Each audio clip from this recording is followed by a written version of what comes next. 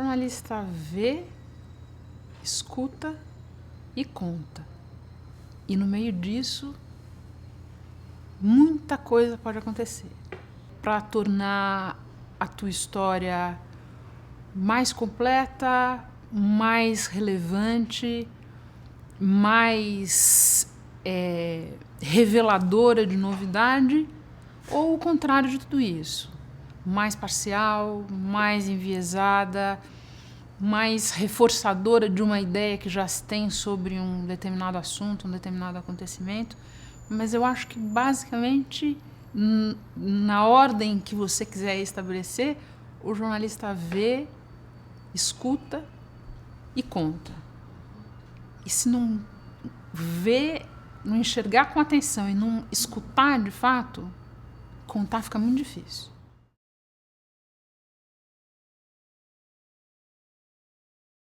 Eu acho que essa é uma discussão, pelo menos, tão antiga quanto a peça do Ben Jonson, né? O melhor jornalismo, se você está, de fato, nos melhores momentos, o jornalismo pode contar uma versão mais completa possível de um evento, sobre um personagem, sobre um acontecimento, mas sempre filtrada por um ponto de vista de quem escreve, de quem grava, de quem registra, de uma determinada publicação, de um determinado veículo. Sempre vai ter esse pressuposto. Sempre.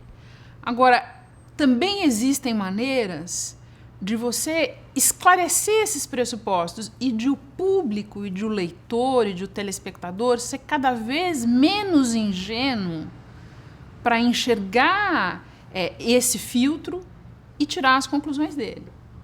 Mas a verdade, talvez as religiões...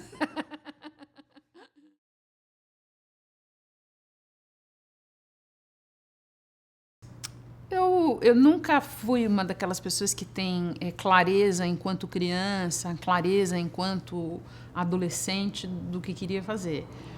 Meus pais não são jornalistas, mas eles sempre foram muito bons leitores. E eu sempre penso que essa é uma das grandes coisas pelas quais eu tenho a agradecer a eles. Então, na minha casa, sempre tinha jornal, e meu pai estava sempre lendo o jornal e comentando o jornal. Na casa do meu avô tinha um outro jornal. Então, muito cedo, para mim, começou a ficar claro que a mesma história poderia ser contada de maneiras diferentes. Eu acho que eu sou uma pessoa curiosa, naturalmente curiosa, e eu acho que isso o ajuda. E eu sempre gostei de escrever, tanto que, enfim, por uma questão de circunstância, e por isso eu acabei começando e fazendo boa parte da minha carreira, a maior parte dela no jornalismo impresso mesmo. Mas não foi uma coisa assim que eu dissesse, quero ser jornalista. Quando eu vi, eu estava me tornando jornalista. Eu não aprendi a ser jornalista na ECA, e eu não digo isso com falta de respeito à ECA. Eu acho que faz parte da história de cada um. Eu fui uma aluna na escola, no ensino, no que hoje se chama de ensino fundamental, no que hoje se chama de ensino médio, muito empenhada, muito dedicada. Ninguém, por algum motivo, nunca ninguém me precisou pedir para estudar. Eu estudava porque gostava. E eu acho que quando eu cheguei na faculdade, eu hoje olhando em retrospecto, eu acho que foi o tempo que eu tive na minha vida para desbundar. Ali, para mim, o que me enriqueceu ali foram as pessoas que eu encontrei, os amigos que eu fiz, as referências de autores e de música e de cinema, das quais eu não tinha ouvido falar, porque eu tinha ouvido falar de outras coisas. Um mundo muito diferente do meu, porque eu estudei 12 anos em colégio de freira e, de repente, eu caí na ECA. E aquilo, para mim, foi muito prazeroso. Foram 4 anos de muita descoberta, mas 4 anos de muito desbunde. Tanto que eu não achava que eu ia sair dali e começar a trabalhar. Acho que meu pai e minha mãe também olhavam para aquilo e não achavam que eu ia sair dali e conseguir trabalhar. Um pouco para minha surpresa foi diferente. Eu saí dali, comecei a trabalhar e não parei mais. Eu ali, ao sair da ECA, eu retomei um pouco o tipo de pessoa que eu era lá atrás. Porque eu, de fato, sou muito dedicada. Assim, eu me dedico com prazer e eu não sei fazer no improviso. Eu sei fazer estudando, fazendo lição de casa. Eu sei fazer no esforço. Eu admiro quem sabe fazer de outra maneira, mas eu só sei fazer no esforço.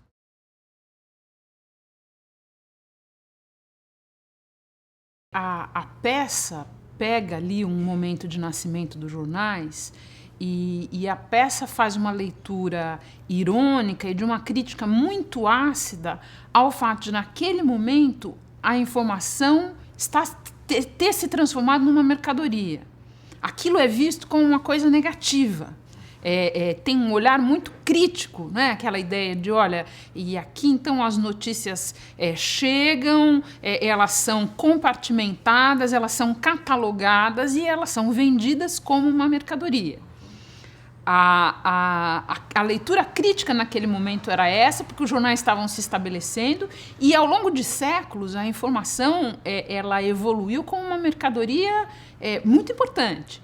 E eu acho que a gente agora vive uma outra revolução em que a informação exclusivamente como mercadoria, ela perde um pouco do valor de mercado para usar, perde muito, aliás, o valor de mercado para usar o título da peça, porque ela está acessível de uma maneira muito mais disseminada e muito mais ao alcance de todos, sem necessidade, ou com muito menos necessidade, de uma mediação que antes esses jornais faziam. Então, o valor dela agora não está na commodity em si, mas está no que puder ser agregado do ponto de vista de interpretação, de análise, de um olhar exclusivo, às vezes de uma própria commodity que essa ninguém tem.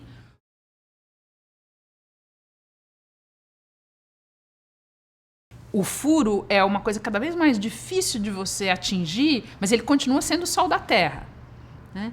É como uma vez o Hélio Gaspari disse, olha, uma definição de notícia, perguntaram para ele, ele falou assim, olha, definição de notícia eu não sei, mas quando passa uma na minha frente eu sei reconhecer. Você poderia falar algo parecido sobre o furo, você sabe reconhecer, né? E aquilo é o sol da terra, continua sendo o sol da terra, mas no mais das vezes a informação commodity perdeu o valor. O valor agora está no que você puder agregar a ela, cada vez mais, né?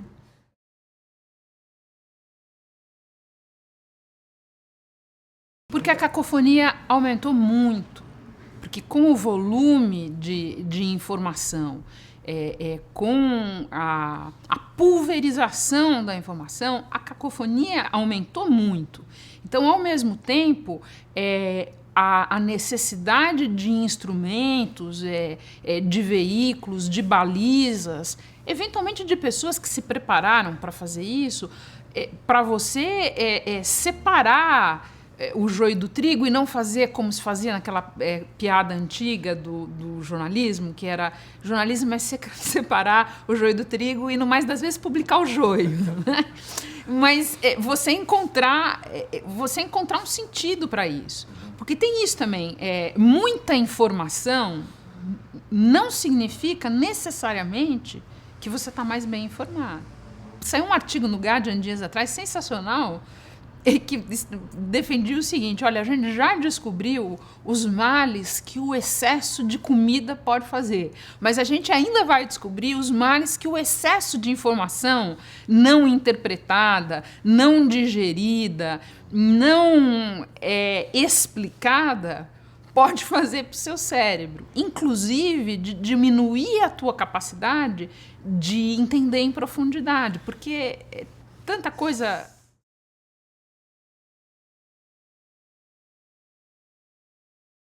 Olha, o que eu posso dizer, sinceramente, depondo aí a meu favor, é que é o seguinte, inventar, eu não inventei. Ao contrário lá da peça, que algumas eu não inventei, mas tem alguns momentos de baixa noticiosa, em que podem ser dias, podem ser semanas, em que o teu critério do que é relevante o suficiente para estar ali, ele se torna mais elástico. Vou falar especificamente no caso da política. Uma determinada articulação, um determinado episódio daquilo que a gente poderia qualificar como micropolítica, um personagem menor, que em condições normais não passaria da nota de corte, não estaria ali, acaba entrando. E se a gente pensar, existe também o fenômeno contrário. Eu fiz primeira página da Folha durante muitos anos e sempre me impressionou muito. Ali, fazendo a primeira página, você aprende como o conceito de importância e de relevância é um conceito não só relativo, como comparado. Esta semana eu tive um exemplo disso. A gente estava lá na redação da Globo News, segunda-feira foi o dia... aquele dia específico foi o dia dos atentados em Boston. E tarde da noite morreu a Cleide Diáconis. E a gente comentou lá na redação, ela é uma tremenda atriz. Num dia, aspas, normal, a gente possivelmente daria uma reportagem maior, que de alguma maneira resgatasse melhor a carreira dela. Certo que vai ter uma série de programações especiais, tudo isso, mas ali naquele momento a gente faria uma coisa maior. Mas tinha Boston. Então, Cleide Diáconis foi um registro pequeno. Significa que ela não teve importância? Não. Significa que a importância, ou as importâncias, a importância é uma ciência comparada também. Eu sempre pensei isso. O que aconteceu no 11 de setembro e que não foi o 11 de setembro em Nova York, foi pro oblívio. Ninguém mais lembra. Não chegou na primeira página, porque tinha o 11 de setembro.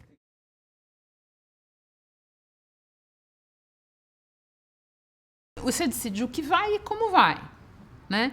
Essa feitura de primeira página, ela varia muito de publicação para publicação. Se você... E hoje em dia essa discussão é engraçada, que ela é uma discussão que ela está ficando cada vez mais datada à medida que os jornais passam por uma crise imensa que ameaça a sobrevivência deles. Mas é você decidir ali no cardápio do dia e à luz do tipo de publicação que você faz, o que é que emplaca a primeira página, o que é que você tem de melhor, e daí é muito engraçado porque os critérios se misturam. Tem um critério puro de relevância noticiosa, tem um critério de interesse do seu leitor especificamente, tem um critério de você tentar promover as suas marcas. Então, se você estava em Boston com 2 ou 3 pessoas da tua equipe, a primeira página sempre vai querer mostrar para o leitor que você estava lá. Com pessoas tuas. Então, você valoriza o que você tem de diferente. Esses critérios, relevância noticiosa, interesses mais que você conhece por pesquisa e por acompanhamento do teu público leitor, interesse de mostrar o teu diferencial, eles se misturam ali num exercício diário, num exercício em que a qualidade da imagem que você tem é muito importante também, é um baita de um exercício. No caso da Folha, era uma equipe bem enxuta. Era um editor de primeira página que trabalhava com 2 redatores.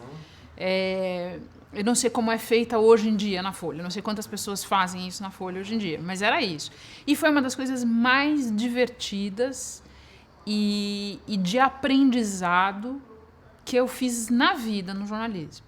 Não é um serviço muito valorizado, porque é um serviço do que a gente chama de cozinha no jornalismo, é um serviço interno de redação, não é um serviço que muita gente fora vai saber quem você é e o que você faz, mas ele te dá uma tremenda noção de hierarquia, te ensina a assumir alguns compromissos de lógica editorial, porque se eu comecei a acompanhar um determinado assunto bem, eu não posso deixar ele morrer, em tese.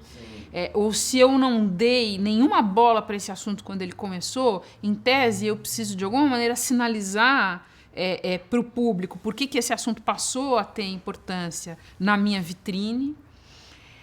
Você aprende a lidar com os jornalistas, porque o jornalista está apresentando a mercadoria dele. Então, ele tem que te convencer que aquilo é novo. E para você poder discutir com ele sobre o grau de novidade daquilo, ou se ele está te enrolando e não tem novidade nenhuma, você precisa ser um acompanhador de noticiário mais atento do que você era quando você exercia outras funções. Porque se você está fazendo uma coisa específica, se você está cuidando de política, ou cuidando de economia, ou cuidando de esporte, pelo menos em determinados momentos você pode se permitir o luxo de acompanhar bem o teu assunto e de acompanhar de uma maneira mais ligeira os outros. Se você está fazendo a primeira página e você não quer ser enrolado, você precisa acompanhar os assuntos todos, ou os mais importantes, de uma maneira razoavelmente profunda, para você ter como discutir com as pessoas. Você está dizendo que o Copom está fazendo isso pela primeira vez, mas a ata da reunião passada já sinalizava que, etc.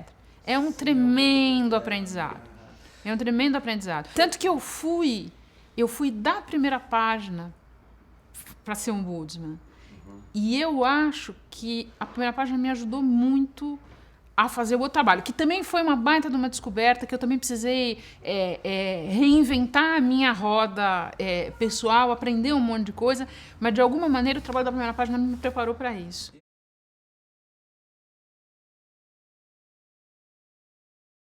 Você tem a obrigação de procurar fazer uma manchete, um título que atrai a leitura, no limite em que não provocar esse efeito que você está descrevendo, que é a pessoa assistir à reportagem de uma chamada que foi feita antes, ou ler o texto de um título que está no alto, e ela muito facilmente, ou menos facilmente, mas ela percebe esse ruído, que é, olha, o título me vendeu uma coisa que o texto não me entregou.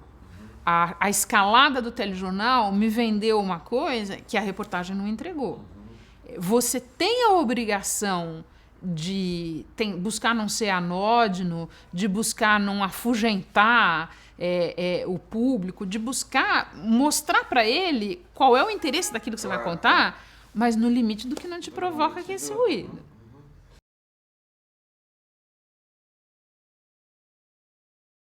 No Brasil, você teve algumas experiências, tem algumas ainda, mas grande jornal de circulação nacional que fez essa aposta lá atrás, porque a Folha instituiu o Ombudsman no final da década de 80, e com todos os percalços, momentos melhores, momentos piores e tudo mais, crises entre o Ombudsman e a redação, porque aconteceram várias, o jornal apostou em manter isso. Então, do ponto de vista do ineditismo lá na época e da continuidade, a experiência da Folha é única entre os grandes no Brasil.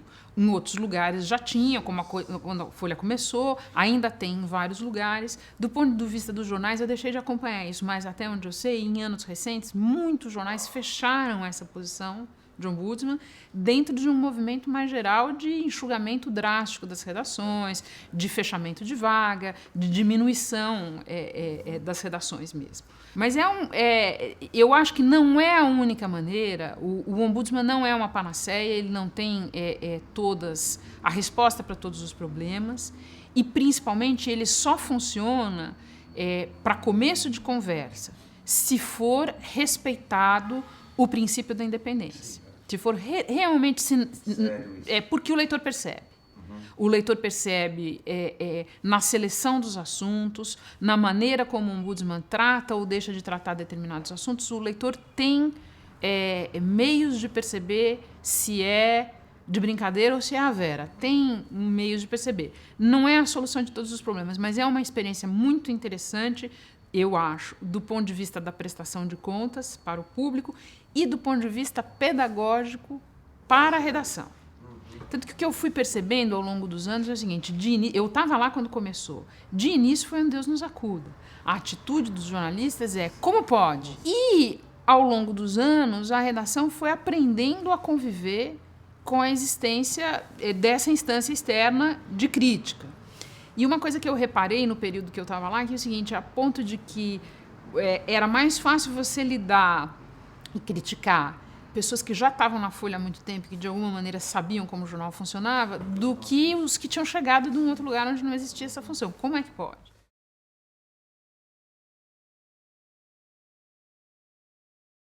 Eu não tenho esse número. Cada dia eu leio um número.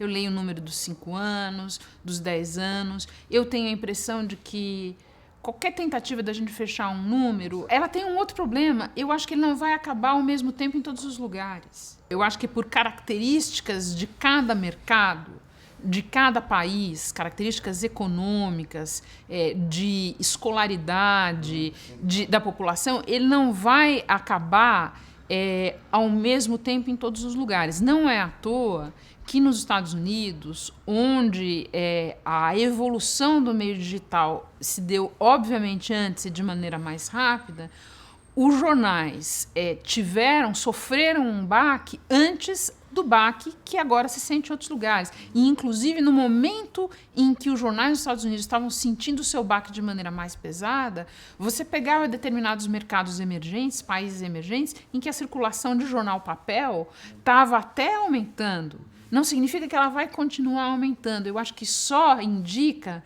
que a gente falar vai morrer daqui a 5, o papel vai morrer daqui a 5, o papel vai morrer daqui a 10, que ele vai morrer, todo mundo sabe. E é menos importante, eu acho, a gente saber exatamente quando vai morrer, do que a gente adquirir cada vez mais a consciência de que o nosso negócio não é o papel, o nosso negócio é a informação. E como trabalhar essa informação para, voltando ao início da nossa conversa, ela não ser uma commodity que cai de valor progressivamente e um produto agregado com outros valores que tem como sobreviver, tem como se fazer necessário.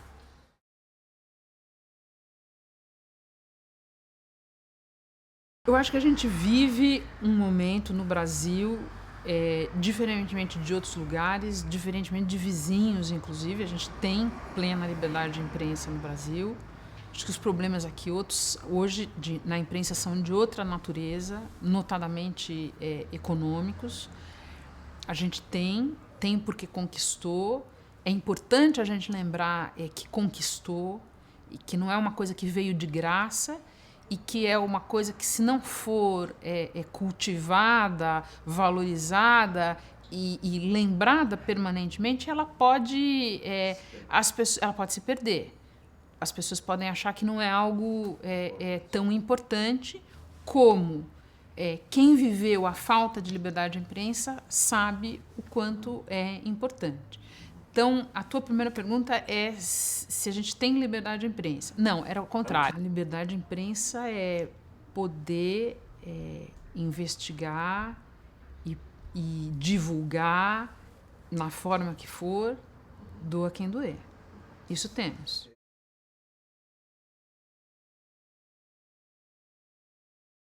Quanto mais sozinho, menos filtro, né?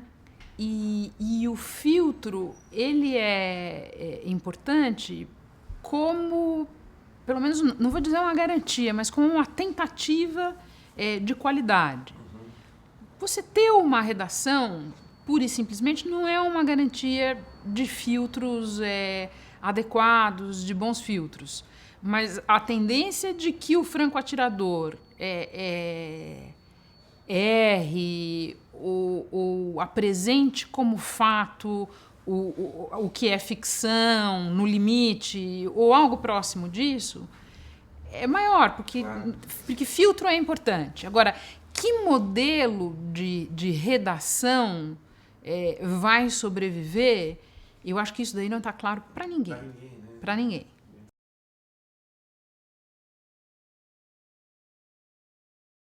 Eu acho que tem uma equação na relação jornalista-fonte que é sempre muito delicada de você equalizar, que é uma equação que tem 2 elementos, que é o elemento do acesso ou da proximidade, tá? E o elemento do distanciamento crítico. Como é que você equaliza essas 2 coisas? Tá? Porque para você ter uma fonte, cultivar uma fonte, e essa fonte de fato te esclarecer, te contar algo novo e contar para você, você precisa estabelecer uma relação de confiança, de proximidade. Pode acontecer, mas é muito raro alguém te dar um presente. Sim. Por vários motivos. Primeiro porque com o passar dos anos você vai aprendendo que é o seguinte, informação não se dá, informação se troca. Você pode nem estar trocando no momento em que você está recebendo, mas existe uma troca ali. A pessoa que está te dando a informação, ela tem uma expectativa imediata, de médio prazo, futura. Ela tem uma expectativa que pode ser em relação ao próprio jornalista ou ela pode uma expectativa em relação a como aquela informação vai chegar ao público. Tá? Então, e você precisa dessa proximidade, você precisa cultivar essa proximidade para você ouvir coisas que de fato importam. Ao mesmo tempo, você precisa manter o teu distanciamento crítico. Você precisa ter claro para você mesmo, e muita gente esquece, e você precisa deixar claro para a fonte que vocês estão de lados separados do balcão. Por isso eu acho... com todo o respeito a pessoas da melhor qualidade que eu conheci, que é o seguinte, fonte não é amigo, amigo não é fonte. E isso precisa estar muito bem claro, porque em algum momento os interesses vão se separar. Se eles não se separarem, tem alguma coisa muito errada. Então, eu acho que essa é a grande equação. Como é que você faz isso? Como é que você se aproxima? Como é que você conquista a confiança? Porque existem combinados, é como na relação entre as pessoas, existem combinados. E os combinados, acredito eu, precisam ser respeitados. Mas o teu interesse não é o mesmo da fonte. Não adianta você dar o braço para a fonte e achar que juntos vocês vão fazer uma coisa sensacional, porque não é o mesmo interesse. Então, isso eu acho que é uma coisa importante. A outra coisa importante, eu acho que você cultivar o leque mais plural e amplo possível de fontes que você conseguir. Eu sempre tive uma regra interna já há muitos anos, uma coisa que eu sempre digo para mim, que é o seguinte, a semana não pode acabar sem que eu converse com pessoas novas. Sem que eu tenha pelo menos uma boa conversa com alguém que é uma fonte em potencial, que pode vir a se tornar uma fonte ou não, mas é uma fonte em potencial, uma pessoa nova. Por quê? Porque para começo de conversa, se você conversa sempre com as mesmas pessoas e só com as mesmas pessoas, o retrato, a história que você vai montando para ver se você mesmo antes de contar, ela é viciada, muito viciada. Então você precisa dar essa oportunidade para a sorte. Às vezes eu fiz isso inúmeras vezes e não deu em nada. Mas você faz algumas vezes e isso rende. Tá? Então eu acho que a segunda coisa, depois de equalizar essa situação, a proximidade, distanciamento crítico, é você procurar ouvir, escutar de fato o leque mais amplo possível de pessoas. A pior coisa que pode acontecer para o jornalista de política muito, mas eu acho que para o jornalista de maneira geral, é ele achar que ele já sabe e que ele não precisa ouvir o que uma determinada pessoa está contando para ele, até porque aquela pessoa, aspas, tem interesses. Todo mundo tem interesses. Como diz o Dr. House, todo mundo mente. Todo mundo mente. E quando não mente, omite. Você precisa ouvir as mentiras também. Porque é do conjunto daquilo que você escuta que você vai conseguir extrair alguma coisa que faça honestamente faça sentido para você. E que você possa contar. Então, eu acho que a regra número 2 de ouro desse negócio da fonte é não desista de buscar um novo. Não desista de ampliar o leque de pessoas que você está ouvindo, com quem você está conversando. Não chega na frente de uma pessoa e pensa, eu já sei tudo que essa pessoa tem para dizer. Porque às vezes a gente não sabe.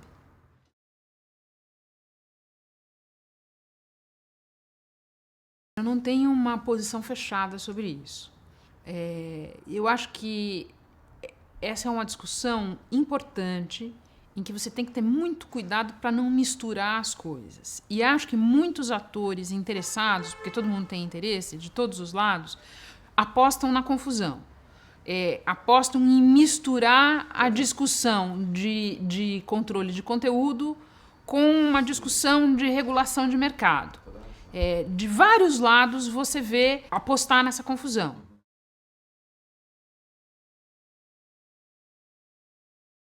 É um aspecto eletrônico, mas também não sejamos ingênuos, é um aspecto eletrônico, porque quem tem interesse nessa regulação por motivos políticos, e existe isso, tem clara noção que o meio eletrônico tem um alcance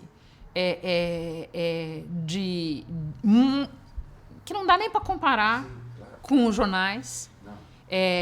Então, também não encerra a discussão quando os interessados em algo como a lei dos meios dizem assim, olha, mas não é para jornal. Bom, mas é para quê?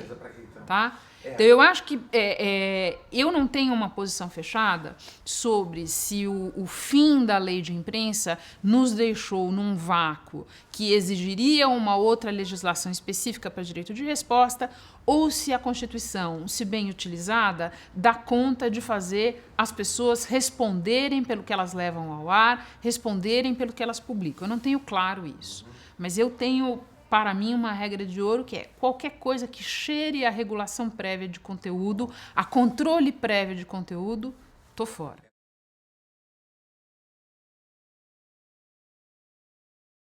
Existem alguns veículos que já estão 100% na internet e que eles optaram por fazer eles próprios algum tipo de mediação, veículos menores e tal, que fazem algum tipo de mediação na linha não publica tudo.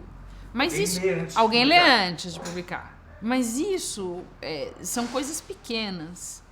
Num oceano em que prevalece cada um publica. É muito complicado isso, porque a gente está falando aqui de jornais e do que as pessoas escrevem, mas a gente pode levar isso para um oceano de conteúdo que está ali e que as pessoas estão acessando e às vezes elas não estão nem acessando, às vezes bate na cara delas. Mas é muito difícil, eu pelo menos tenho muita dificuldade em imaginar isso sendo regulado de alguma maneira, sabe? Porque é tão...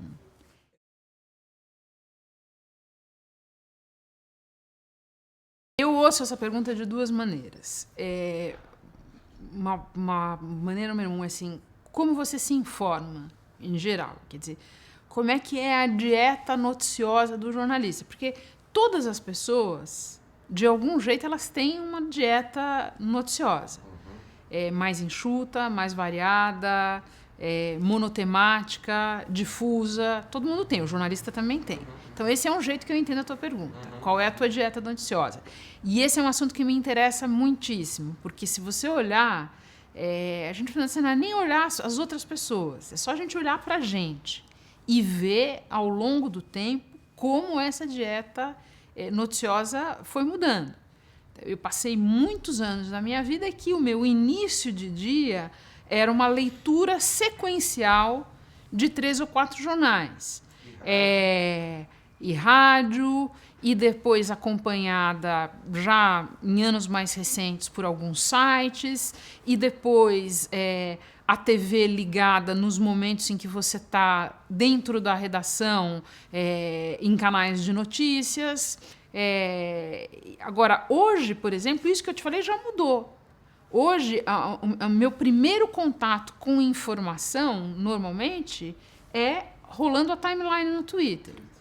Porque tem pessoas que usam o Twitter primordialmente para escrever e para comentar coisas, mas tem outras pessoas, eu me encaixo nesse grupo, que usam o Twitter primordialmente para receber informação.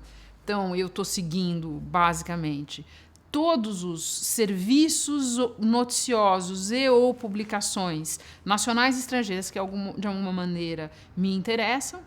Eu estou seguindo, nem sei te dizer quantos políticos, muitos políticos, para saber onde eles estão, o que eles estão fazendo, o que eles estão dizendo. Eu estou seguindo alguns jornalistas que postam as suas coisas ou links. Então, aquilo ali é o meu primeiro dia. E eu acho minha primeira coisa do dia. Eu acho curioso pensar que naquele exercício a pessoa está fazendo a sua própria publicação. Porque você recebe algumas commodities ali, algumas informações secas, e você também pega alguns links de algumas coisas mais aprofundadas que às vezes eu nem tenho tempo de ler naquele momento. Mas que eu fiz a minha seleção e eu sei que dali a meia hora, 1 hora, 3 horas, na primeira janela que aparecer, eu vou ler aquilo. Então eu acho que um jeito que eu entendo a tua pergunta é como é que você se informa, como é que você fica sabendo. Como é que você fica sabendo da explosão no Texas e como é que você fica sabendo quem chegou em primeiro lugar na eleição para Procurador-Geral da República? Isso é uma maneira que eu entendo. A outra maneira que eu entendo a tua pergunta é como é que você se prepara para o trabalho que você tem que fazer, para entrar no ar no telejornal e, tendo selecionado os assuntos que o telejornal considera relevantes de política daquele dia, como é que você se prepara para aquilo? E daí eu te responderia que tem a dieta noticiosa e tem o ir atrás das pessoas. Muito por telefone, porque uma pessoa que faz o que eu faço está falando simultaneamente com pessoas que estão em Brasília, em São Paulo, no Rio, em outras praças. O ano que vem, quando for ano de campanha eleitoral, muito isso, porque o palco disso vai ser o país. E, pessoalmente, escolhendo determinadas pessoas e determinados eventos que você fala assim, não, aqui eu quero estar lá, eu preciso ver. Você não pode ver tudo ao mesmo tempo, você não pode ver tudo todo dia, mas isso, de alguma maneira, faz parte ali do conjunto de coisas que eu tenho que fazer para me preparar para informar, não para ser informado. Estar lá é muito importante. É muito importante de várias maneiras. É muito importante porque em determinados eventos você tem a noção de que você está presenciando um pequeno pedaço de história. Eu tive, por exemplo, essa sensação no dia que eu estava no Palácio do Planalto e foi instalada a Comissão da Verdade. Tinha lá a presidente, todos os ex-presidentes vivos, uma série de personagens envolvidos com aquela história. A comissão pode ter resultados maiores, menores, satisfatórios, insatisfatórios, mas naquele dia no Palácio do Planalto eu falei, puxa, que bom que eu vim, que bom que eu estava aqui vendo. Vai me permitir contar de uma maneira melhor tendo visto aqui do que fazendo de uma maneira remota. Tá? É importante porque, vendo, você pode não só fazer isso que o Gay Talese sugeriu, que é num determinado momento, tem um monte de gente prestando atenção numa determinada cena e você escolhe uma outra para prestar atenção. E aquela outra cena, ela pode te contar, eventualmente, mais sobre o todo daquela história do que o lugar para onde estão todas as câmeras, para onde estão todos os gravadores, para onde está todo mundo olhando. Eu me lembro que em 2010, a Dilma já era claramente candidata, o Lula vinha preparando a narrativa da mãe do PAC ao longo do segundo mandato inteiro, praticamente, mas a Dilma ela ainda era muito virgem de grandes eventos que não fossem eventos do governo. Né? Ela ia, o Lula pegava ela pelo braço, ela ia inaugurar isso, aquilo e tal, mas ela ainda não tinha muito traquejo de grandes eventos que não fossem promovidos pelo governo. E eu me lembro que eu estava em São Paulo naquele dia e a Força Sindical fez um evento para ela, na sede da Força Sindical lá em São Paulo. Não era uma coisa grande, a Dilma ainda não era nem oficialmente candidata, que dirá candidata líder nas pesquisas que ela veio se tornar mais adiante.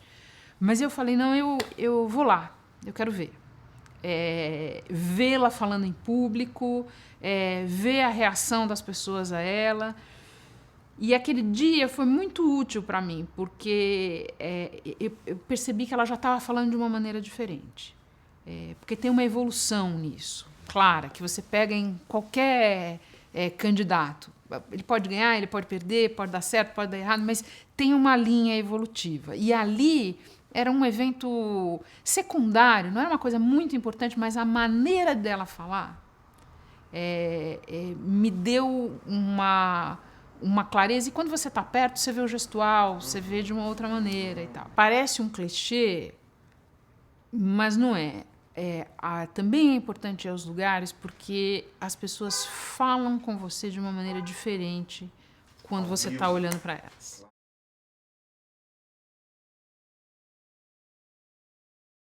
Bom, eu não posso falar pelos outros, Sim, mas na minha religião, off ainda existe.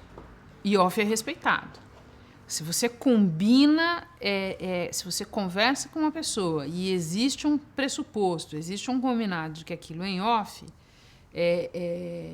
para mim, é claro, o off é respeitado, a menos que a situação evolua de uma maneira que você discuta com o seu editor, que você discuta com as pessoas que estão trabalhando com você e a situação evolua de uma maneira que, para você mostrar a veracidade da sua informação, para você legitimar a sua história, para você não ser exposto de uma maneira errônea,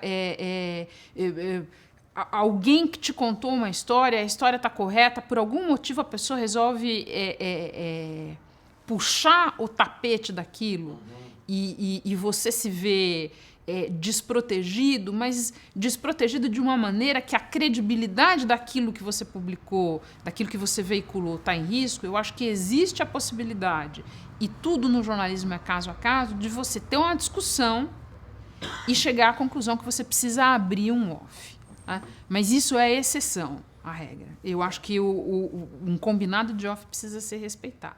É o seguinte, muita delinquência já foi cometida no jornalismo sob a proteção do off. As maiores delas, offs que na verdade não existiam. Isso já aconteceu. E porque muita delinquência já foi cometida sob a proteção do off, ou sob a alegada proteção do off, vira e mexe vem alguém com a ideia revolucionária de vamos acabar com o off. Só que daí as pessoas estão esquecendo de quantas histórias importantes, transformadoras, vieram à tona única e exclusivamente porque na origem delas existiu um off ou existiram offs que foram respeitados. O Watergate é só o exemplo mais célebre disso, mas a gente podia fazer uma lista aqui. Então, eu acho que o off existe, o off é necessário, mas ele precisa ser exercido com responsabilidade.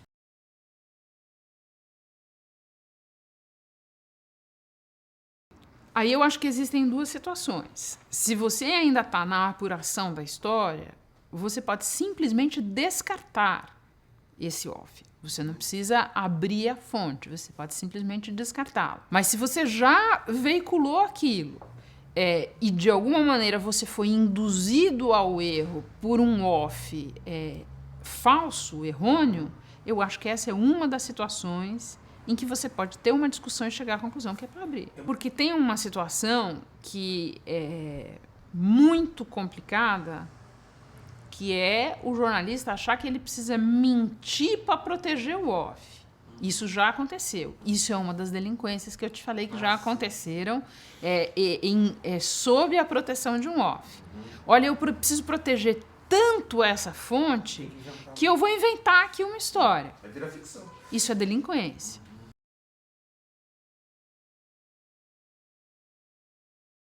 O mensalão desperta sentimentos fortes, né, nas pessoas. Contra e a favor da revelação, do julgamento e tal. eu me sinto muito afortunada de ter podido contar essa história.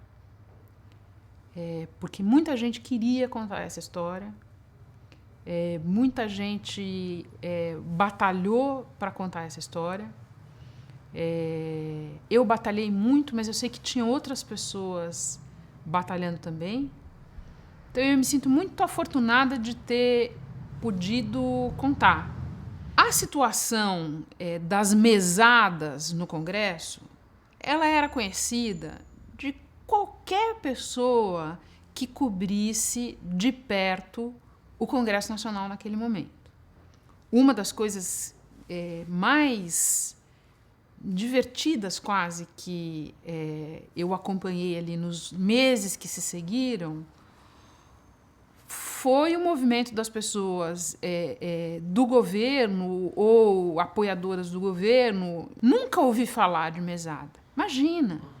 As pessoas sabiam onde dividia a mesada.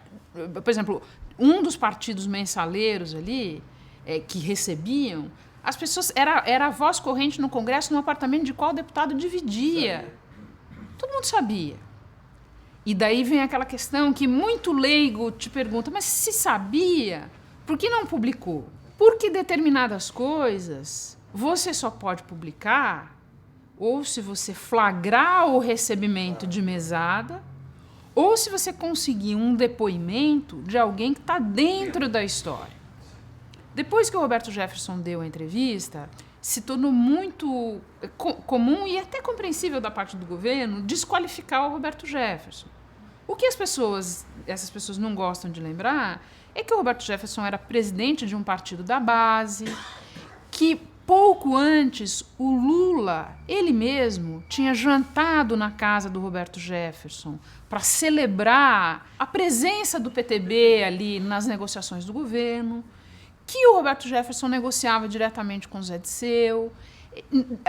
Você pode gostar ou não gostar daquela pessoa, daquele político, e evidentemente tudo que ele falou precisava ser submetido a escrutínio e foi. As pessoas talvez não se lembrem, mas o que provocou todo aquele tumulto de 2005 nasceu da entrevista do Roberto Jefferson, mas é que nas semanas e nos meses que se seguiram, as coisas foram acontecendo de uma maneira que a entrevista foi sendo corroborada ponto a ponto. As pessoas têm uma discussão sobre a palavra mensalão, que foi uma palavra que o Roberto Jefferson usou na primeira entrevista. Eu ouvia no Congresso falarem na mesada. A mesada. Olha, na mesada. Eu ouvia falar na mesada. Ele usou essa palavra na primeira entrevista e a palavra ficou. E é evidente, embora ao longo de anos antes do julgamento, até o momento em que chegou ao julgamento, havia uma discussão, mas teve pagamento mensal, não teve pagamento mensal? É lógico que a discussão não é essa. E o que foi demonstrado no julgamento aí que a gente assistiu no segundo semestre de 2012, é lógico que a discussão não é essa.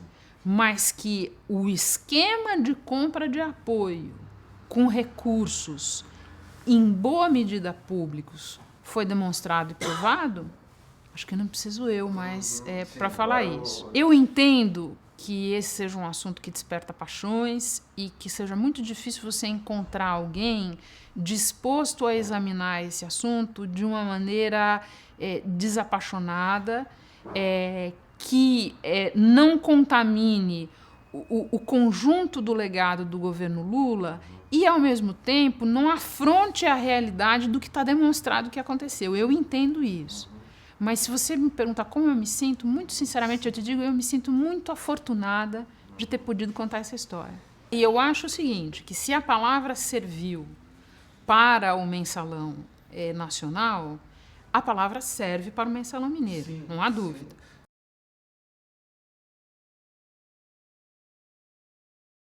Primeiro é irreversível.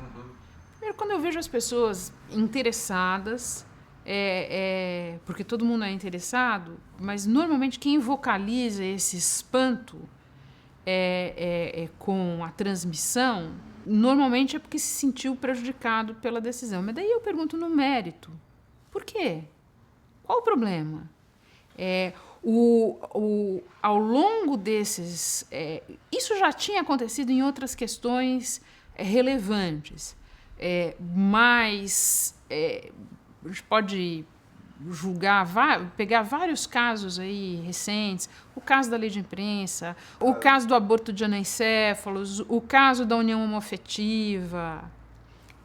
Você já tinha observado, agora ficou mais claro por conta das dimensões desse julgamento, do número de réus, a história toda. Quando o julgamento começou, eu achei engraçado, as pessoas conversava com colegas, as pessoas tinham muito receio de que o hermetismo da discussão no plenário prejudicasse o entendimento. E o que a gente viu na prática, e isso eu vi lá, porque eu assisti praticamente todas as sessões sentada no plenário ali, foram discussões de muita clareza. As pessoas acompanharam o que eles estavam decidindo e por que eles estavam decidindo. Eu acho que ficou claro para muita gente o que é lavagem de dinheiro, qual era a discussão em torno de formação de quadrilha e outras tantas questões. Por quê? As pessoas estão sugerindo que se eles votassem de uma maneira não televisionada, eles iam ter uma tendência mais absolvedora e por isso não devia ser televisionado. Não vejo a lógica. Eu acho que o que a gente assistiu ali, longe de ser uma coisa monolítica, foi uma coisa com muito contraponto. O revisor exerceu plenamente o papel de contraponto. Arregimentou apoios em determinadas questões. O relator, ele teve uma maneira, por vezes assim, até cansativa para ele mesmo, e para quem estava lá, de expor as coisas, mas é porque ele estava contando uma história. E foi uma coisa exaustivamente relatorial. Teve discussão no plenário, muita discussão no plenário. E, de alguma maneira, as pessoas acompanharam, elas não acompanharam só exibições individuais de conhecimentos desse ou daquele ministro. Elas acompanharam um debate acalorado e muitas vezes os jornalistas têm a tendência a ficar só na coisa do pessoal, não sei quem está bravo com não sei quem, determinado ministro não está falando com outro, mas as pessoas acompanharam um debate de mérito ali, de mérito. Eu acho que isso só contribui para o entendimento. Não existe nada de persecutório ou de cerceador de liberdade ou de cerceador de defesa, as quais defesas foram igualmente televisionadas.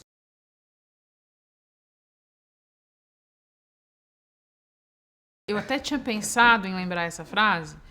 Eu acho que essa é uma frase, hoje se você falar essa frase, jornalismo é oposição, o resto é armazém de secos e molhados, no ambiente em que a gente vive, muito apaixonado de uma politização dessas questões, o risco de você ser interpretado de uma maneira burra e torta é enorme. Porque as pessoas vão dizer, olha, tá vendo? A mídia é a oposição, a mídia está contra o governo. Não é isso que o Milor está falando. Não. O que o Milor está falando, o que ele quer dizer com jornalismo e oposição é o seguinte, o jornalismo, ele é questionador por definição. O jornalismo a favor é publicidade, não existe. O que não significa que você não tenha a obrigação de contar as histórias e de cobrir os poderes públicos e privados, porque esse é um outro exercício que a gente está menos aparelhado para fazer, que é o de cobrir o poder privado. Mas, enfim, não significa que você não tenha que reconhecer quando as coisas, os feitos, os acertos, o que dá certo. Mas significa que se você abandona uma atitude questionadora, se você abandona o foco em mostrar o que não está funcionando, o que não está sendo feito de maneira correta, você abdica da função primeira.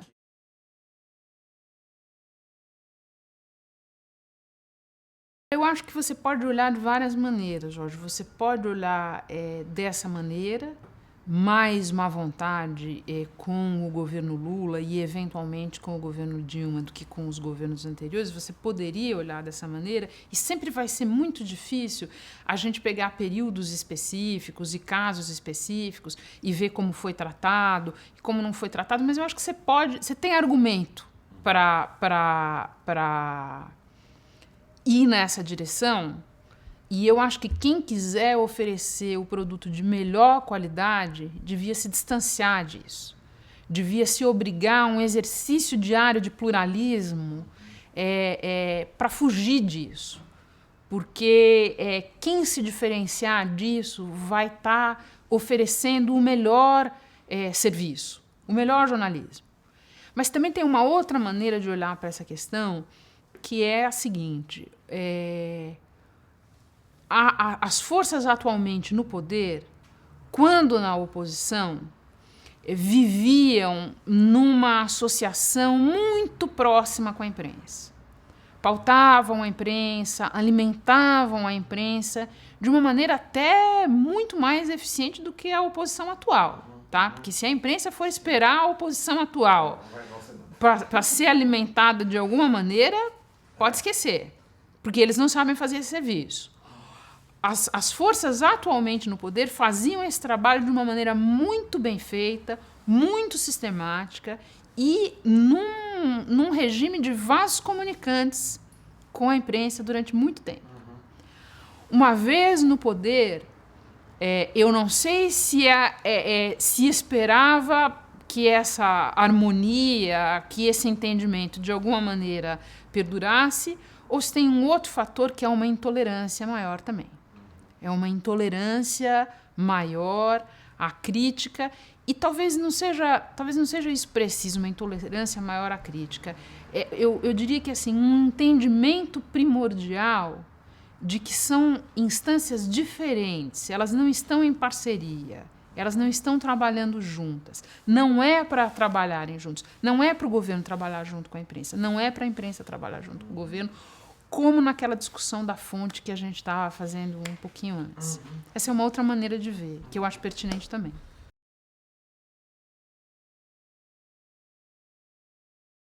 A tua pergunta é interessante porque, a esse respeito, eu acho que a gente vive um momento de transição complicado, no qual, também a esse respeito, ninguém enxerga direito para onde estamos indo. Porque a gente veio de um mundo que até recentemente imperava, em que nas principais publicações, nos principais veículos, sempre existiu ali uma regra que o jargão falava em separação igreja-estado, né? Total separação. Você não sabia quem estava anunciando, o anunciante... Duas instâncias completamente separadas. Se você olhar em torno, especialmente nos negócios mais frágeis do ponto de vista comercial, do ponto de vista de modelo de negócio, a tendência a que essas coisas se misturem, ela está por todos os lados aí. E isso, ainda que digam que esse é o admirável mundo novo, convivam com isso representa um risco muito grande se não forem criados mecanismos do consumidor daquela informação ter muito claro esse movimento, essa relação entre as duas coisas. Porque, no mínimo, se a gente está evoluindo para um outro mundo em que não haverá tanta separação entre igreja e Estado, no mínimo, o público precisaria estar muito bem informado a esse respeito. E eu acho que a gente ainda está tentando descobrir como isso vai funcionar.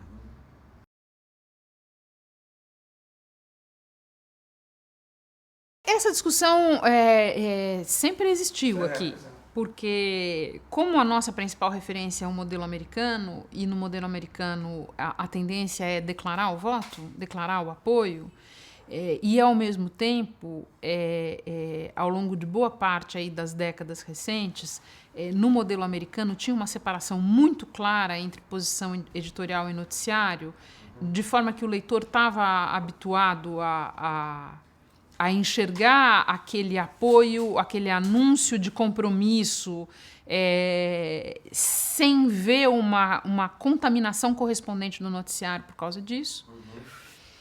Aqui alguns fazem, outros não fazem, e quem não quis fazer, quem nunca quis fazer, alegava coisas como talvez o nosso leitor não esteja tão habituado, talvez o nosso público não esteja preparado para entender. Eu confesso que eu acho essa discussão um pouco perdida.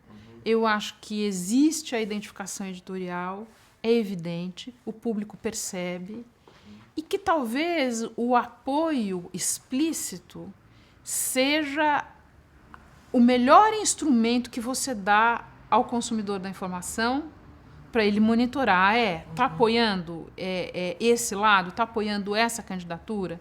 Então, agora eu tenho como fiscalizar como é que está o conteúdo noticioso.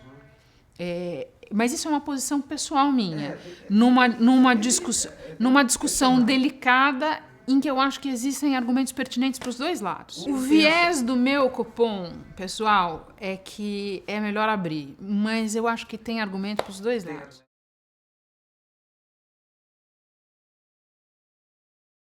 Daí já é uma opinião minha, pessoal, e essa minha opinião é certamente influenciada pela minha experiência como ombudsman.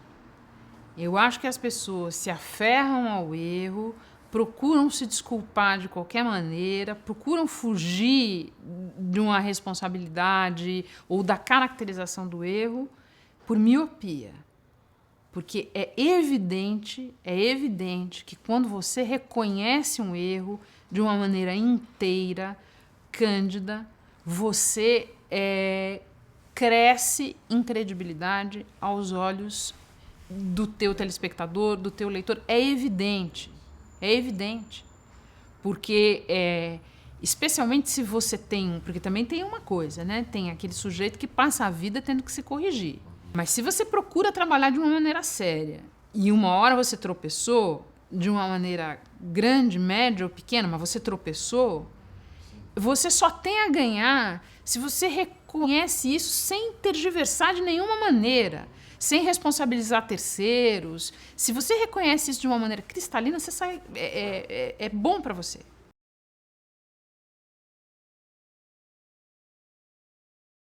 Em princípio, 100%. Na realidade, é mais complicado do que isso e sempre envolve alguma dose de aposta. Não queria ser mal interpretada no uso da palavra aposta, mas sempre envolve, ou em determinados momentos envolve aquilo que em inglês a gente chama de close call. E você tem que, com base no teu discernimento, nos elementos que você tem, no juízo de terceiros, porque eu sempre tendo a achar que nessas horas você precisa envolver, não para se desresponsabilizar, mas para tomar uma decisão melhor, você precisa ouvir, envolver outras pessoas nessa decisão.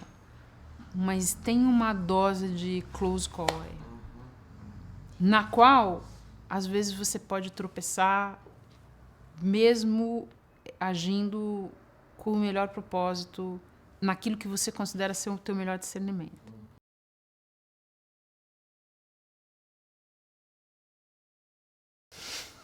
Não sei. Eu não acho que o jornalismo tem um prazo de validade expirando, como tem claramente determinados veículos para a expressão do jornalismo. Porque eu acho que eu ainda enxergo por muito tempo a atividade de contar, a atividade de relatar no campo da não ficção, porque no campo da ficção existe, tudo bem? Mas eu estou falando no campo da não ficção e de uma maneira não faz mais sentido a palavra diária, a palavra semanal, a palavra mensal, mas de uma maneira que permita no tempo real, em várias compartimentações do tempo real, você informar. Eu ainda enxergo isso sendo feito de muitas maneiras, inclusive maneiras que eu ainda não sou capaz de entender.